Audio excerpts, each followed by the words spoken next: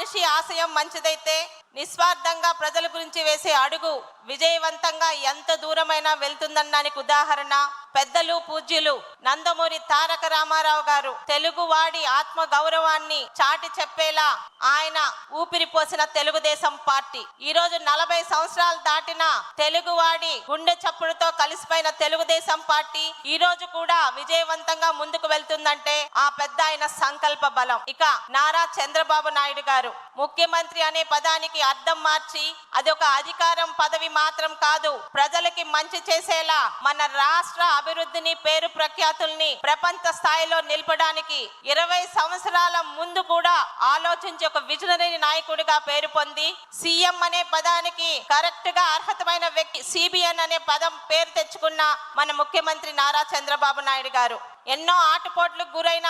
ఓడిన ప్రతిసారి రెట్టించిన బలంతో రెట్టించిన ఉత్సాహంతో మీ అందరి సహకారంతో పార్టీని విజయ పదంలో నడిపించారు. ఇక్కడ టీడీపీ వెర్షన్ నెంబర్ 3.0 మన యువ నాయకుడు నారా లోకేష్ గారు వేలెత్తి చూపించిన ప్రతి ఒక్కరు నోరు మూసుకునే విధంగా ఈ రోజు అన్నా అని అంటే అర్ధరాత్రి అయినా వాళ్ళకి సహాయ సహకారాలు అందిస్తూ మరి 3వ తరానికి కూడా పార్టీని ముందుకు తీసుకెళ్లగల బలమైన నాయకత్వం వచ్చిందని నమ్మకం కలిగిస్తూ ముందుకు వెళ్తున్నారు మన యువ నాయకులు నారా లోకేష్ గారు.